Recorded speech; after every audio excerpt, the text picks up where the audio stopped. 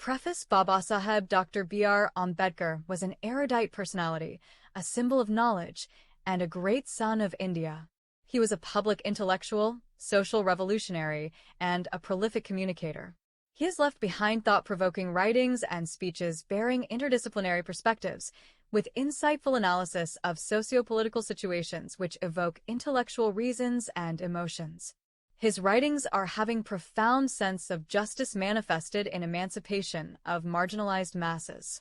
He not only dedicated his life for ameliorating the conditions of deprived sections of the society, but his views on inclusiveness and Samajik Samrasta continue inspiring national endeavor. It is expected that these volumes may provide contemporary relevance of his thought and open up the possibilities of rethinking Dr. Ambedkar in the present-day context. The mandate of Dr. Ambedkar Foundation, inter alia, include implementation of programs and furthering the ideology and message of Babasaheb Dr. Ambedkar among the masses in India as well as abroad. It is a matter of great happiness that, consequent upon a decision by the governing body of the Foundation chaired by Honorable Minister of Social Justice and Empowerment, the Foundation is getting the third edition of Collected Works of Babasaheb Ambedkar, CWBA, volumes, reprinted on popular demand of the readers. It is informed for the benefit of all concerned that the Foundation always endeavors to make the volumes available to the readers at an affordable price, and accordingly, it has also been decided to continue with the discount policy as per the past practices on sale of volumes. The discount policy of the Foundation has been annexed with each volume. It is hoped that the volumes will continue to be source of inspirations for the readers. An ideal society should be mobile, should be full of channels for conveying a change taking place in one part to other parts. In an ideal society, there should be many interests consciously communicated and shared. There should be varied and free points of contact with other modes of association. In other words, there should be social endosmosis. This is fraternity, which is only another name for democracy. Democracy is not merely a form of government. It is primarily a mode of associated living, of conjoint communicated experience. It is essentially an attitude of respect and reverence towards fellow men. Dr. B.R. Ambedkar and Annihilation of Caste. Part 1 on Caste. Castes in India, Their Mechanism, Genesis and Development paper read before the Anthropology Seminar of Dr. A. Goldenweiser at the Columbia University, New York, USA on May 9, 1916. From Indian Antiquary, May 1917, Volume 41. Castes in India. Many of us, I dare say, have witnessed local, national or international expositions of material objects that make up the sum total of human civilization. But few can entertain the idea of there being such a thing as an exposition of human institutions. Exhibition of human institutions is a strange idea. Some might call it the wildest of ideas. But as students of ethnology, I hope you will not be hard on this innovation, for it is not so, and, to you at least, it should not be strange. You all have visited, I believe, some historic place like the ruins of Pompeii, and listened with curiosity to the history of the remains as it flowed from the glib tongue of the guide. In my opinion, a student of ethnology, in one sense at least, is much like the guide. Like his prototype, he holds up, perhaps with more seriousness and desire of self-instruction, the social institutions to view, with all the objectiveness humanly possible, and inquires into their origin and function. Most of our fellow students in this seminar, which concerns itself with primitive versus modern society, have ably acquitted themselves along these lines by giving lucid expositions of the various institutions, modern or primitive, in which they are interested. It is my turn now, this evening, to entertain you, as best I can, with a paper on castes in India. Their mechanism, genesis and development. I need hardly remind you of the complexity of the subject I intend to handle. Subtler minds and abler pens than mine have been brought to the task of unraveling the mysteries of caste, but unfortunately it still remains in the domain of the unexplained, not to say of the ununderstood. I am quite alive to the complex intricacies of a hoary institution like caste, but I am not so pessimistic as to relegate it to the region of the unknowable, for I believe it can be known. The caste problem is a vast one, both theoretically and practically. Practically, it is an institution that portends tremendous consequences. It is a local problem, but one capable of much wider mischief. For as long as caste in India does exist, Hindus will hardly intermarry or have any social intercourse with outsiders, and if Hindus migrate to other regions on Earth, Indian caste would become a world problem. One theoretically, it has defied a great many scholars who have taken upon themselves, as a labor of love, to dig into its origin. Such being the case, I cannot treat the problem in its entirety. Time, space, and acumen, I am afraid, would all fail me if I attempted to do otherwise than limit myself to a phase of it, namely, the genesis, mechanism, and spread of the caste system. I will strictly observe this rule, and will dwell on extraneous matters only when it is necessary to clarify or support a point in my thesis. To proceed with the subject. According to well-known ethnologists, the population of India is a mixture of Aryans, Dravidians, Mongolians, and Scythians. All these stocks of people came into India from various directions and with various cultures centuries ago, when they were in a tribal state. They all in turn elbowed their entry into the country by fighting with their predecessors, and after a stomachful of it settled down as peaceful neighbors.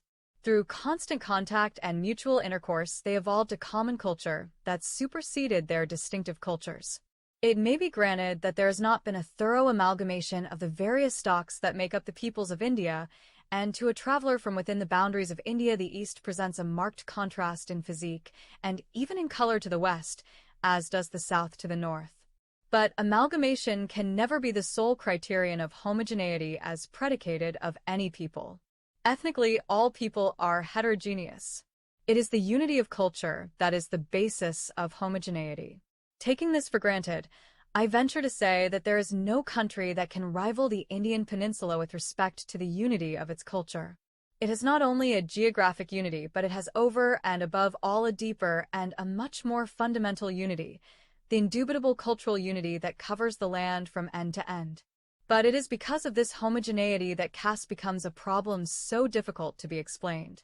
If the Hindu society were a mere federation of mutually exclusive units, the matter would be simple enough.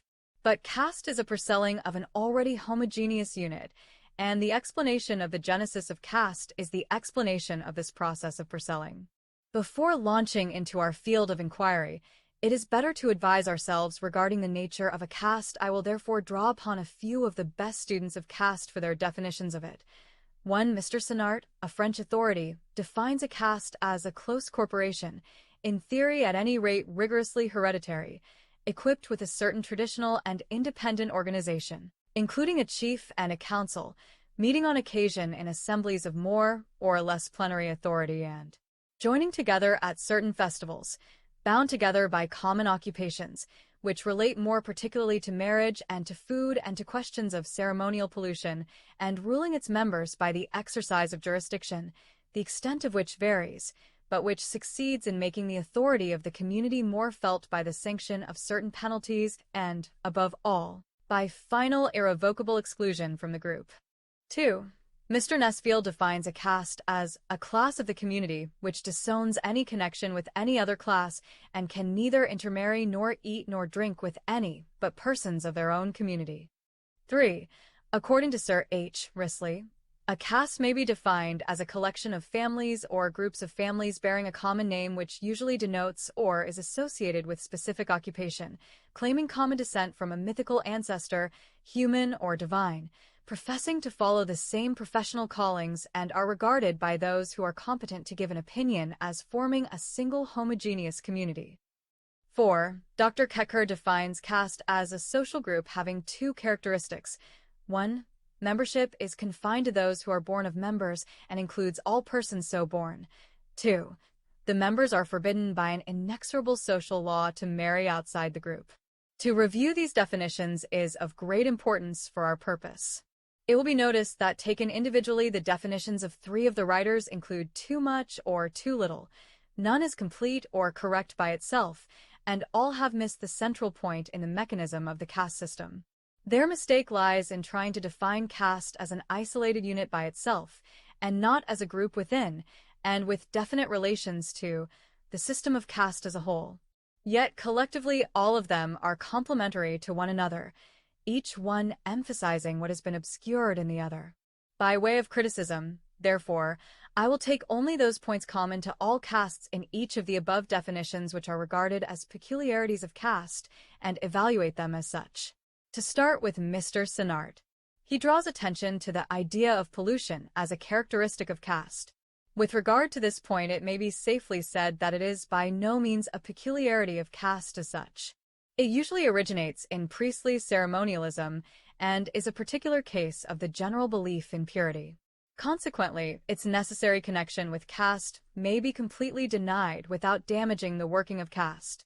The idea of pollution has been attached to the institution of caste only because the caste that enjoys the highest rank is the priestly caste, while we know that priest and purity are old associates. We may therefore conclude that the idea of pollution is a characteristic of caste only in so far as caste has a religious flavor. Mr. Nesfield in his way dwells on the absence of messing with those outside the caste as one of its characteristics. In spite of the newness of the point, we must say that Mr. Nesfield has mistaken the effect for the cause. Caste, being a self-enclosed unit, naturally limits social intercourse, including messing etc. to members within it. Consequently, this absence of messing with outsiders is not due to positive prohibition, but is a natural result of caste, i.e. exclusiveness. No doubt this absence of messing originally, due to exclusiveness, acquired the prohibitory character of a religious injunction, but it may be regarded as a later growth. Sir H. Risley makes no new point deserving of special attention. We now pass on to the definition of Dr. Ketker, who has done much for the elucidation of the subject. Not only is he a native, but he has also brought a critical acumen and an open mind to bear on his study of caste. His definition merits consideration, for he has defined caste in its relation to a system of castes and has concentrated his attention only on those characteristics which are absolutely necessary for the existence of a caste within a system, rightly excluding all others as being secondary or derivative in character. With respect to his definition, it must, however, be said that in it there is a slight confusion of thought, lucid and clear as otherwise it is. He speaks of prohibition of intermarriage and membership by autogeny as the two characteristics of caste. I submit that these are but two aspects of one and the same thing, and not two different things as Dr. Ketker supposes them to be.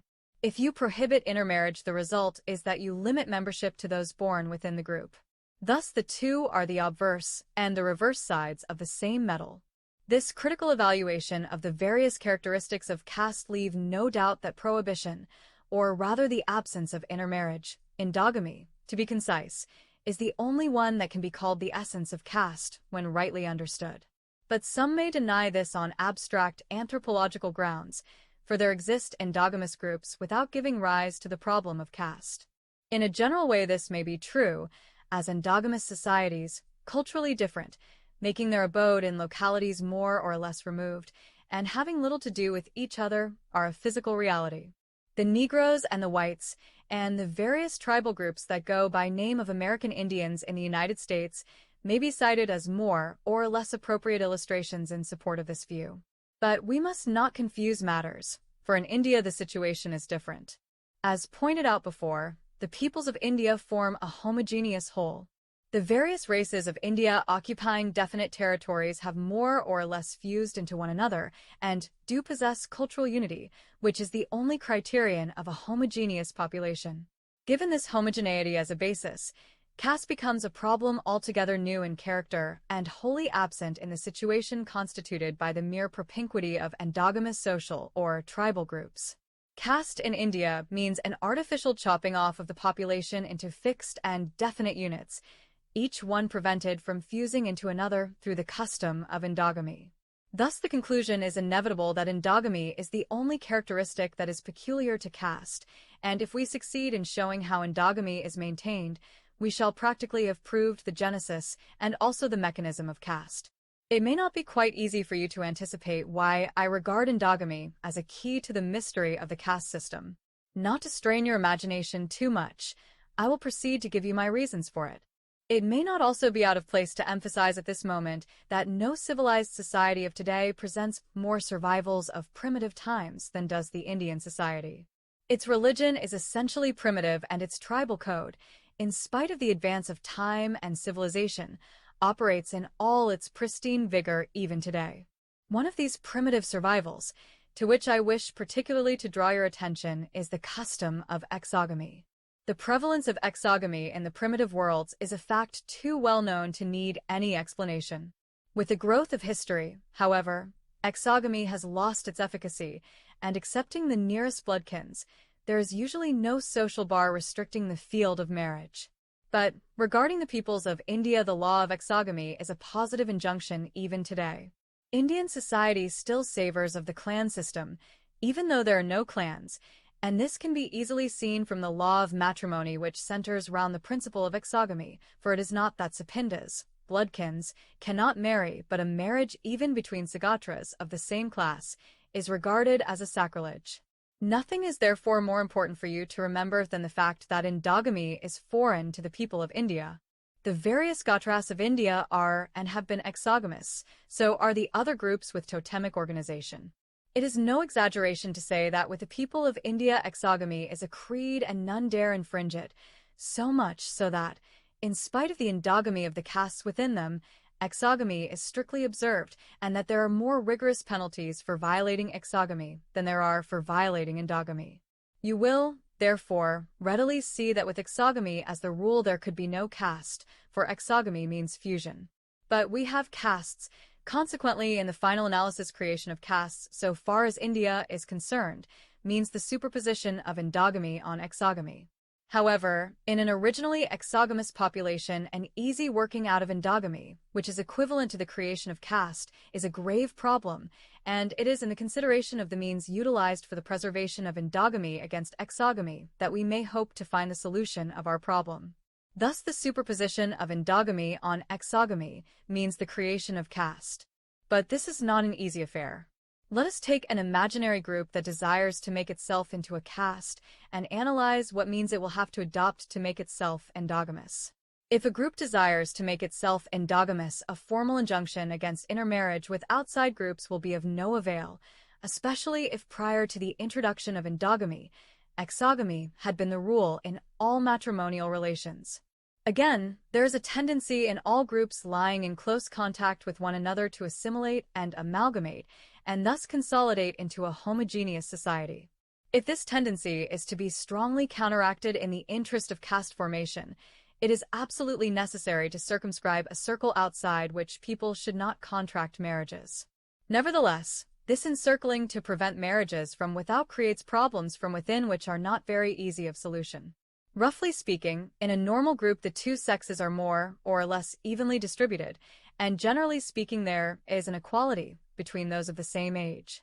The equality is, however, never quite realized in actual societies. At the same time, to the group that is desirous of making itself into a caste, the maintenance of equality between the sexes becomes the ultimate goal, for without it, endogamy can no longer subsist. In other words, if endogamy is to be preserved, conjugal rights from within have to be provided for, otherwise members of the group will be driven out of the circle to take care of themselves in any way they can. But in order that the conjugal rights be provided for from within, it is absolutely necessary to maintain a numerical equality between the marriageable units of the two sexes within the group desirous of making itself into a caste. It is only through the maintenance of such an equality that the necessary endogamy of the group can be kept intact, and a very large disparity is sure to break it. The problem of caste, then, ultimately resolves itself into one of repairing the disparity between the marriageable units of the two sexes within it. Left to nature, the much-needed parity between the units can be realized only when a couple dies simultaneously. But this is a rare contingency. The husband may die before the wife and create a surplus woman, who must be disposed of, else through intermarriage she will violate the endogamy of the group. In like manner, the husband may survive his wife and be surplus man, whom the group, while it may sympathize with him for the sad bereavement, has to dispose of, else he will marry outside the caste and will break the endogamy. Thus both the surplus man and the surplus woman constitute a menace to the caste if not taken care of, for not finding suitable partners inside their prescribed circle, and left to themselves they cannot find any, for if the matter be not regulated there can only be just enough pairs to go round. Very likely they will transgress the boundary, marry outside, and import offspring that is foreign to the caste. Let us see what our imaginary group is likely to do with this surplus man and surplus woman. We will first take up the case of the surplus woman. She can be disposed of in two different ways so as to preserve the endogamy of the caste. First, burn her on the funeral pyre of her deceased husband and get rid of her. This, however, is rather an impracticable way of solving the problem of sex disparity. In some cases it may work, in others it may not. Consequently, every surplus woman cannot thus be disposed of because it is an easy solution but a hard realization. And so the surplus woman equals widow, if not disposed of, remains in the group, but in her very existence lies a double danger. She may marry outside the caste and violate endogamy, or she may marry within the caste and through competition encroach upon the chances of marriage that must be reserved for the potential brides in the caste. She is therefore a menace in any case, and something must be done to her if she cannot be burned along with her deceased husband. The second remedy is to enforce widowhood on her for the rest of her life. So far as the objective results are concerned, burning is a better solution than enforcing widowhood. Burning the widow eliminates all the three evils that a surplus woman is fraught with. Being dead and gone, she creates no problem of remarriage either inside or outside the caste. But compulsory widowhood is superior to burning because it is more practicable. Besides being comparatively humane, it also guards against the evils of remarriage as does burning, but it fails to guard the morals of the group. No doubt under compulsory widowhood the woman remains, and just because she is deprived of her natural right of being a legitimate wife in future, the incentive to immoral conduct is increased. But this is by no means an insuperable difficulty. She can be degraded to a condition in which she is no longer a source of allurement.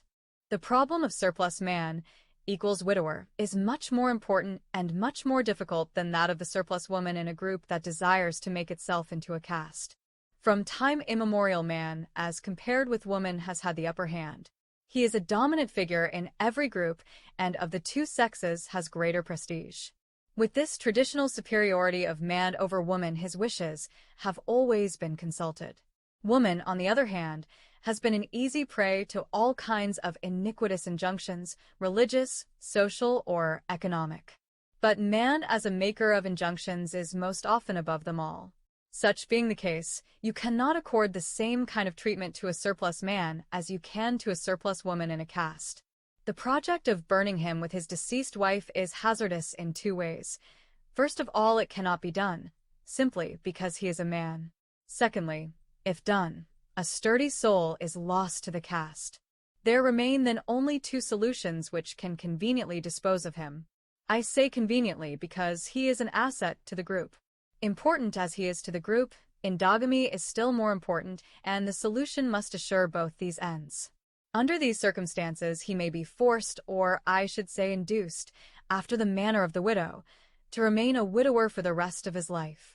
This solution is not altogether difficult, for without any compulsion some are so disposed as to enjoy self-imposed celibacy, or even to take a further step of their own accord and renounce the world and its joys.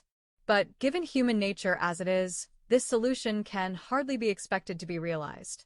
On the other hand, as is very likely to be the case, if the surplus man remains in the group as an active participator in group activities, he is a danger to the morals of the group. Looked at from a different point of view, celibacy, though easy in cases where it succeeds, is not so advantageous even then to the material prospects of the caste. If he observes genuine celibacy and renounces the world, he would not be a menace to the preservation of caste endogamy or caste morals as he undoubtedly would be if he remained a secular person. But as an ascetic celibate, he is as good as burned, so far as the material well-being of his caste is concerned. A caste, in order that it may be large enough to afford a vigorous communal life, must be maintained at a certain numerical strength. But to hope for this and to proclaim celibacy is the same as trying to cure atrophy by bleeding. Imposing celibacy on the surplus man in the group, therefore, fails both theoretically and practically. It is in the interest of the caste to keep him as a grahastha, one who raises a family, to use a Sanskrit technical term. But the problem is to provide him with a wife from within the caste. At the outset, this is not possible, for the ruling ratio in a caste has to be 1 man to 1 woman, and none can have 2 chances of marriage, for in a caste thoroughly self-enclosed there are always just enough marriageable women to go round for the marriageable men. Under these circumstances, the surplus man can be provided with a wife only by recruiting a bride from the ranks of those not yet marriageable in order to tie him down to the group. This is certainly the best of the possible solutions in the case of a surplus man. By this, he is kept within the caste. By this means numerical depletion through constant outflow is guarded against, and by this endogamy morals are preserved. It will now be seen that the 4 means by which numerical disparity between the 2 sexes is conveniently maintained are 1. Burning the widow with her deceased husband. 2. Compulsory widowhood, a milder form of burning. 3. Imposing celibacy on the widower, and 4. Wedding him to a girl not yet marriageable. Though, as I said above, burning the widow and imposing celibacy on the widower are of doubtful service to the group in its endeavor to preserve its endogamy, all of them operate as means. But means as forces, when liberated or set in motion, create an end. What then is the end that these means create? They create and perpetuate endogamy, while caste and endogamy, according to our analysis of the various definitions of caste, are one and the same thing. Thus, the existence of these means is identical with caste, and caste involves these means. This, in my opinion, is the general mechanism of a caste in a system of castes. Let us now turn from these high generalities to the castes in Hindu society and inquire into their mechanism. I need hardly premise that there are a great many pitfalls in the path of those who try to unfold the past, and caste in India, to be sure, is a very ancient institution. This is especially true where there exist no authentic or written records, or where the people, like the Hindus, are so constituted that to them writing history is a folly, for the world is an illusion. But institutions do live, though for a long time they may remain unrecorded, and as often as not customs and morals are like fossils that tell their own history. If this is true, our task will be amply rewarded if we scrutinize the solution the Hindus arrived at to meet the problems of the surplus man and surplus woman.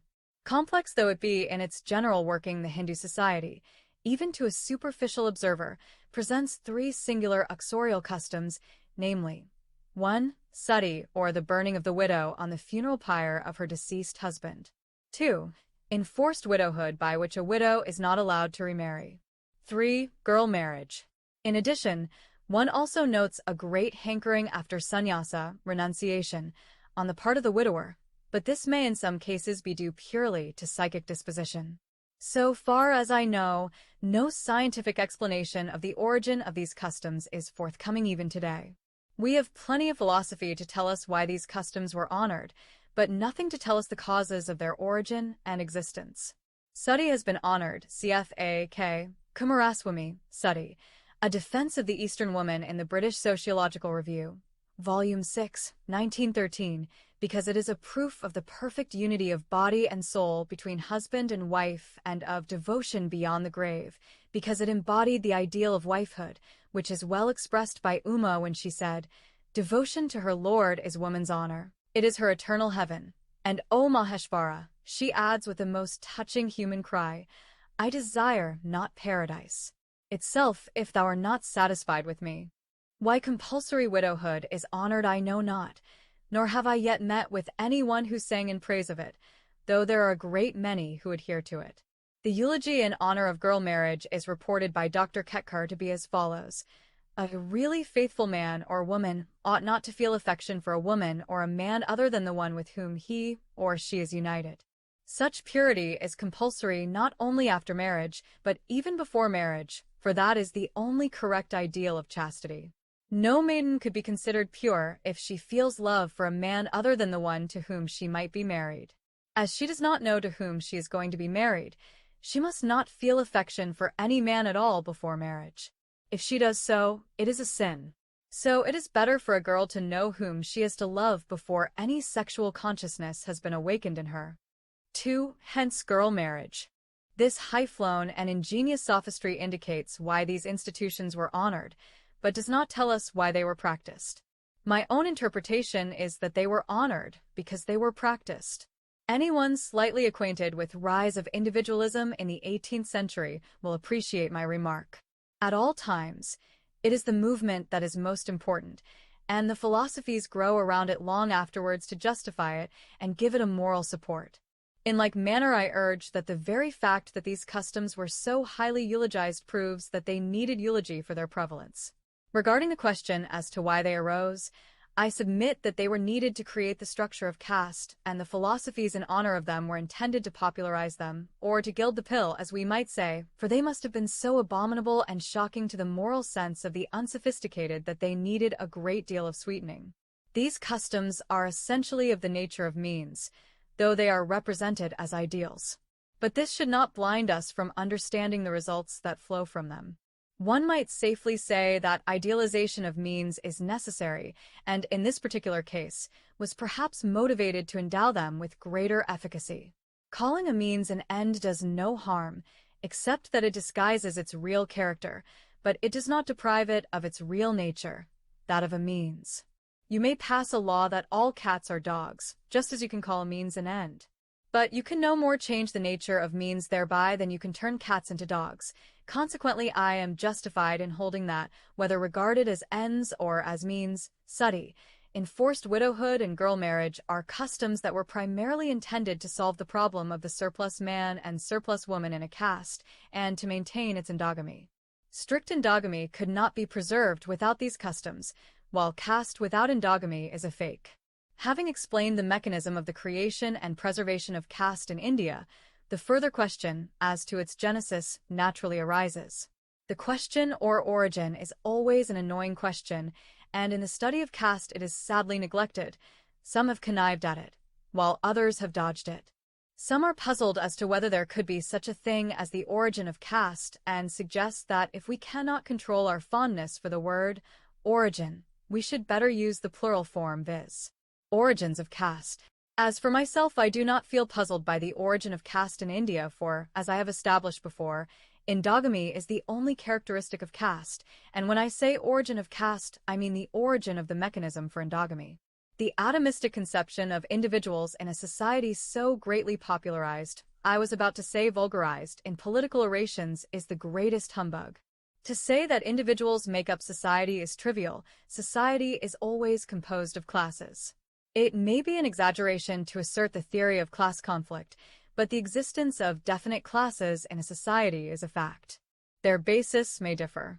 They may be economic or intellectual or social, but an individual in a society is always a member of a class.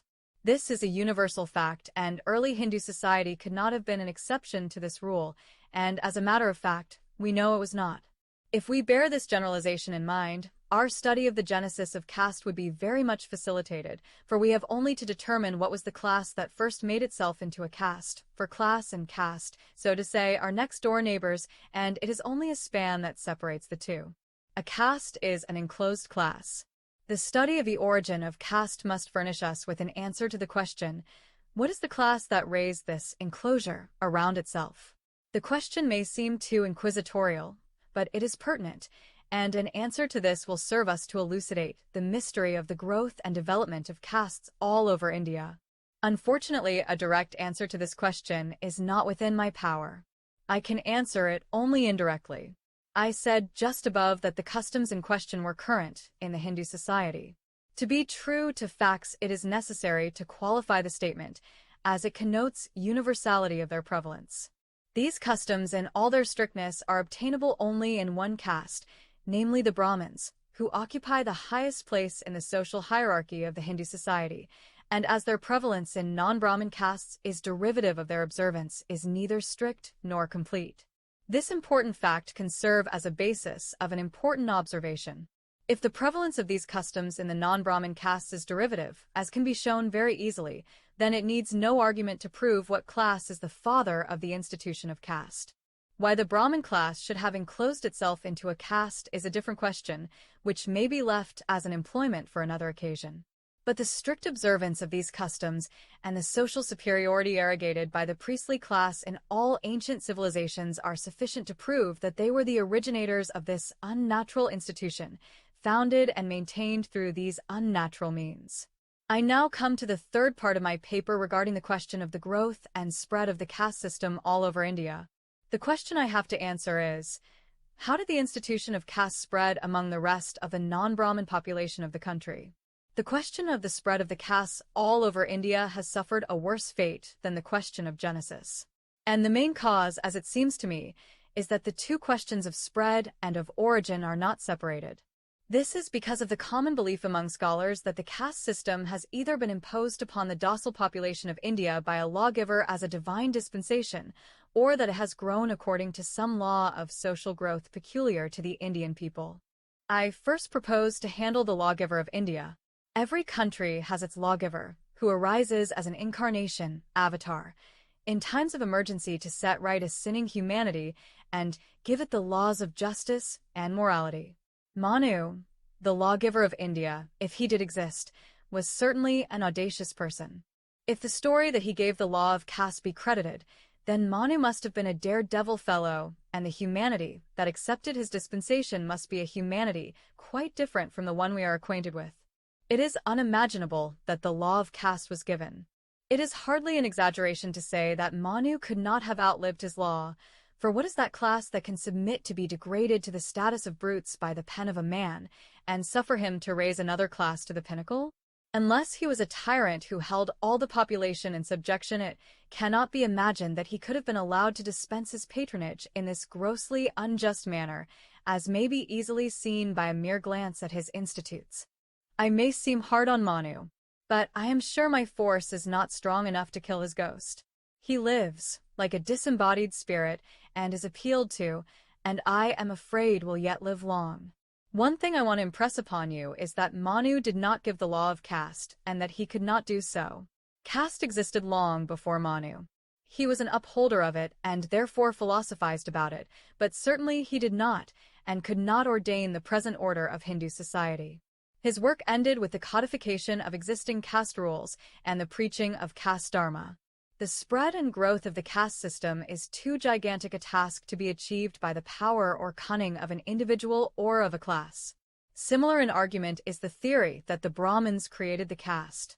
After what I have said regarding Manu, I need hardly say anything more, except to point out that it is incorrect in thought and malicious in intent. The Brahmins may have been guilty of many things, and I dare say they were, but the imposing of the caste system on the non-Brahmin population was beyond their mettle. They may have helped the process by their glib philosophy, but they certainly could not have pushed their scheme beyond their own confines. To fashion society after one's own pattern, how glorious! How hard! One can take pleasure and eulogize its furtherance, but cannot further it very far. The vehemence of my attack may seem to be unnecessary, but I can assure you that it is not uncalled for. There is a strong belief in the mind of Orthodox Hindus that the Hindu society was somehow molded into the framework of the caste system, and that it is an organization consciously created by the Shastras. Not only does this belief exist, but it is being justified on the ground that it cannot but be good, because it is ordained by the Shastras, and the Shastras cannot be wrong. I have urged so much on the adverse side of this attitude, not because the religious sanctity is grounded on scientific basis, nor to help those reformers who are preaching against it. Preaching did not make the caste system, neither will it unmake it. My aim is to show the falsity of the attitude that has exalted religious sanction to the position of a scientific explanation. Thus, the great man theory does not help us very far in solving the spread of castes in India. Western scholars, probably not much given to hero worship, have attempted other explanations. The nuclei, round which have formed the various castes in India, are, according to them, 1. Occupation, 2. Survivals of tribal organizations, etc., 3. The rise of new belief, 4. Crossbreeding, and 5. Migration. The question may be asked whether these nuclei do not exist in other societies, and whether they are peculiar to India. If they are not peculiar to India, but are common to the world, why is it that they did not form caste on other parts of this planet? Is it because those parts are holier than the land of the Vedas, or that the professors are mistaken? I am afraid that the latter is the truth.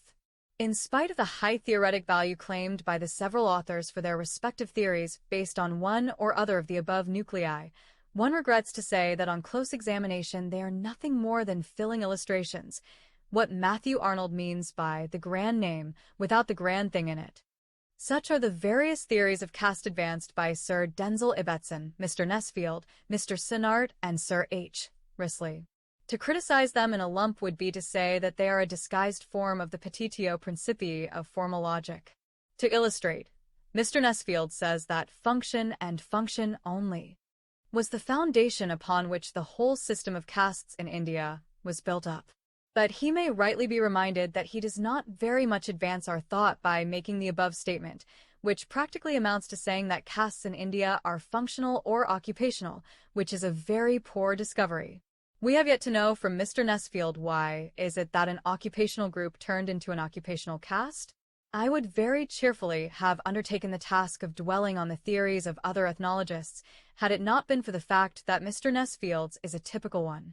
Without stopping to criticize those theories that explain the caste system as a natural phenomenon occurring in obedience to the law of disintegration, as explained by Herbert Spencer in his Formula of Evolution, or as natural as the structural differentiation within an organism, to employ the phraseology of orthodox apologists, or as an early attempt to test the laws of eugenics, as all belonging to the same class of fallacy, which regards the caste system as inevitable, or as being consciously imposed in anticipation of these laws on a helpless and humble population, I will now lay before you my own view on the subject. We shall be well advised to recall at the outset that the Hindu society, in common with other societies, was composed of classes, and the earliest known are the 1. Brahmins, or the priestly class; 2. The Kshatriya, or the military class; 3. The Vaishya, or the merchant class; and 4. The Shudra, or the artisan and menial class.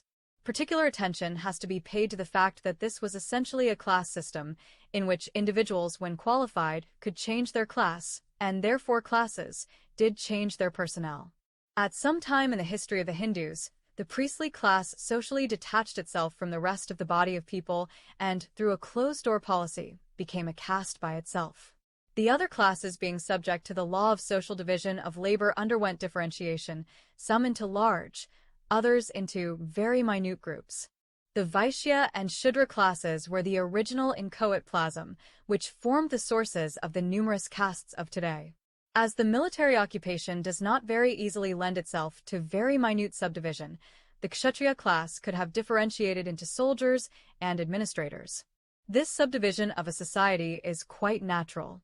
But the unnatural thing about these subdivisions is that they have lost the open-door character of the class system and have become self-enclosed units called castes.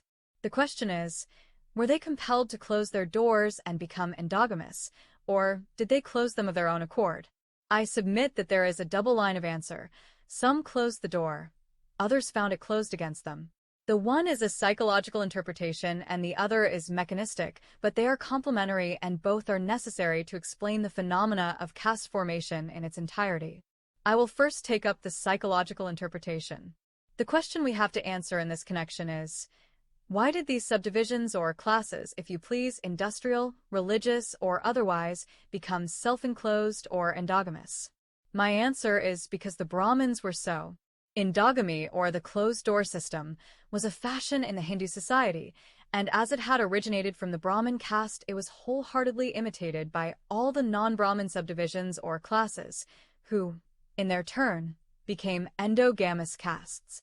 It is the infection of imitation that caught all these subdivisions on their onward march of differentiation and has turned them into castes. The propensity to imitate is a deep-seated one in the human mind and need not be deemed an inadequate explanation for the formation of the various castes in India. It is so deep-seated that Walter Bagehot argues that we must not think of imitation as voluntary or even conscious. On the contrary, it has its seat mainly in very obscure parts of the mind, whose notions, so far from being consciously produced, are hardly felt to exist, so far from being conceived beforehand, are not even felt at the time. The main seat of the imitative part of our nature is our belief, and the causes predisposing us to believe this or disinclining us to believe that are among the obscurest parts of our nature. But as to the imitative nature of credulity, there can be no doubt. 3. This propensity to imitate has been made the subject of a scientific study by Gabriel Tard, who lays down 3 laws of imitation. One of his 3 laws is that imitation flows from the higher to the lower, or, to quote his own words, given the opportunity, a nobility will always and everywhere imitate its leaders, its kings or sovereigns, and the people likewise, given the opportunity, its nobility. For another of Tard's laws of imitation is that the extent or intensity of imitation varies inversely in proportion to distance. Or, in his own words, the thing that is most imitated is the most superior one of those that are nearest. In fact, the influence of the model's example is efficacious inversely to its distance, as well as directly to its superiority. Distance is understood here in its sociological meaning. However distant in space a stranger may be, he is close by from this point of view, if we have numerous and daily relations with him, and if we have every facility to satisfy our desire to imitate him. This law of the imitation of the nearest, of the least distant, explains the gradual and consecutive character of the spread of an example that has been set by the higher social ranks. 5. In order to prove my thesis, which really needs no proof, that some castes were formed by imitation, the best way, it seems to me, is to find out whether or not the vital conditions for the formation of castes by imitation exist in the Hindu society. The conditions for imitation, according to this standard authority, are 1. That the source of imitation must enjoy prestige in the group, and 2. That there must be numerous and daily relations among members of a group. That these conditions were present in India, there is little reason to doubt. The Brahmin is a semi-god and very nearly a demigod. He sets up a mode and molds the rest. His prestige is unquestionable and is the fountainhead of bliss and good. Can such a being, idolized by scriptures and venerated by the priest-ridden multitude, fail to project his personality on the suppliant humanity? Why, if the story be true, he is believed to be the very end of creation. Such a creature is worthy of more than mere imitation, but at least of imitation, and if he lives in an endogamous enclosure, should not the rest follow his example? Frail humanity, be it embodied in a grave philosopher or a frivolous housemaid, it succumbs. It cannot be otherwise. Imitation is easy and invention is difficult. Yet another way of demonstrating the play of imitation in the formation of castes is to understand the attitude of non-Brahmin classes towards those customs which supported the structure of caste in its nascent days until, in the course of history, it became embedded in the Hindu mind and hangs there to this day without any support, for now it needs no prop but belief, like a weed on the surface of a pond. In a way, but only in a way, the status of a caste in the Hindu society varies directly with the extent of the observance of the customs of sati, enforced widowhood, and girl marriage. But observance of these customs varies directly with the distance, I am using the word in the Tardian sense, that separates the caste. Those castes that are nearest to the Brahmins have imitated all the 3 customs and insist on the strict observance thereof. Those that are less near have imitated enforced widowhood and girl marriage. Others a little further off have only girl marriage, and those furthest off have imitated only the belief in the caste principle. This imperfect imitation, I dare say, is due partly to what Tard calls distance and partly to the barbarous character of these customs. This phenomenon is a complete illustration of Tard's law and leaves no doubt that the whole process of caste formation in India is a process of imitation of the higher by the lower. At this juncture, I will turn back to support a former conclusion of mine, which might have appeared to you as too sudden or unsupported. I said that the Brahmin class first raised the structure of caste by the help of those 3 customs in question.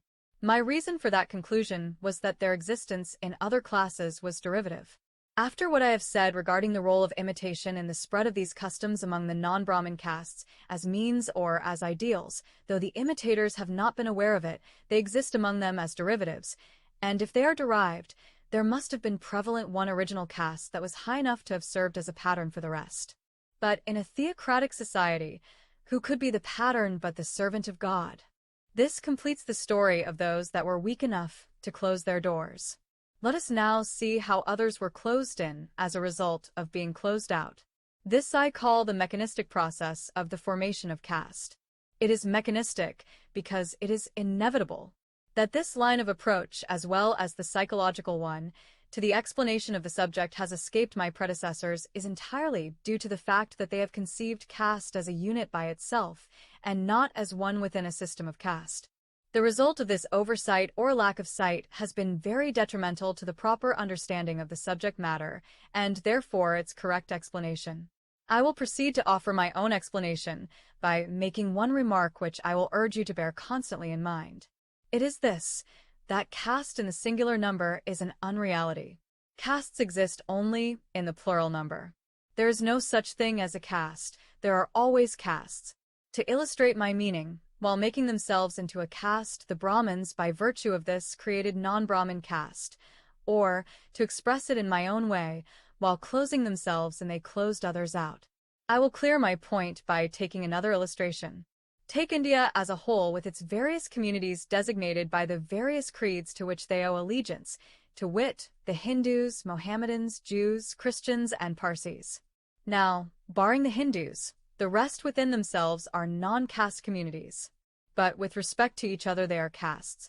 Again, if the first four enclose themselves, the Parsis are directly closed out, but are indirectly closed in. Symbolically, if Group A wants to be endogamous, Group B has to be so by sheer force of circumstances. Now apply the same logic to the Hindu society, and you have another explanation of the vociferous character of caste as a consequence of the virtue of self-duplication that is inherent in it. Any innovation that seriously antagonizes the ethical, religious, and social code of the caste is not likely to be tolerated by the caste, and the recalcitrant members of a caste are in danger of being thrown out of the caste and left to their own fate without having the alternative of being admitted into or absorbed by other castes. Caste rules are inexorable, and they do not wait to make nice distinctions between kinds of offense. Innovation may be of any kind, but all kinds will suffer the same penalty. A novel way of thinking will create a new caste, for the old ones will not tolerate it. The noxious thinker respectfully called guru, prophet, suffers the same fate as the sinners in illegitimate love.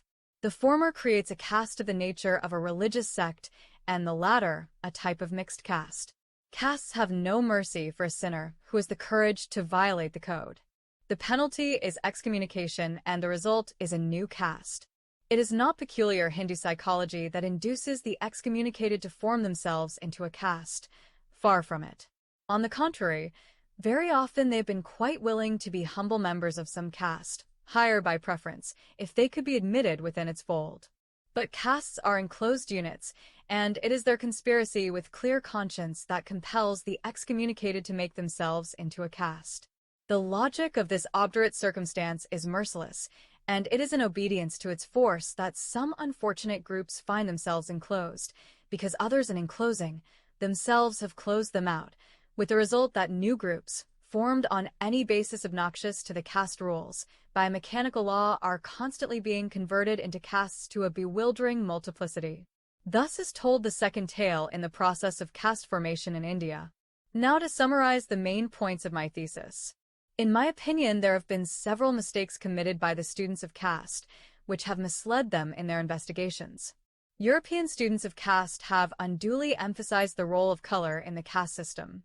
Themselves impregnated by color prejudices, they very readily imagined it to be the chief factor in the caste problem.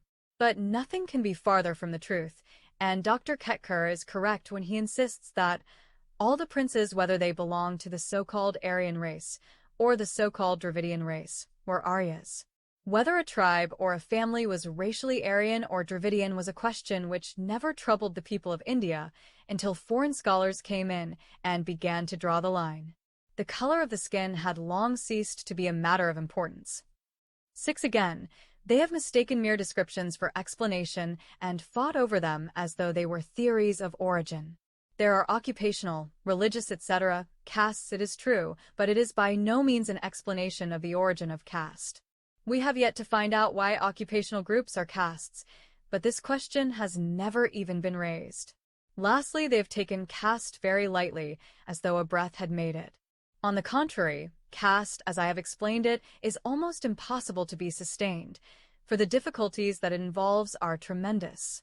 It is true that caste rests on belief, but before belief comes to be the foundation of an institution, The institution itself needs to be perpetuated and fortified.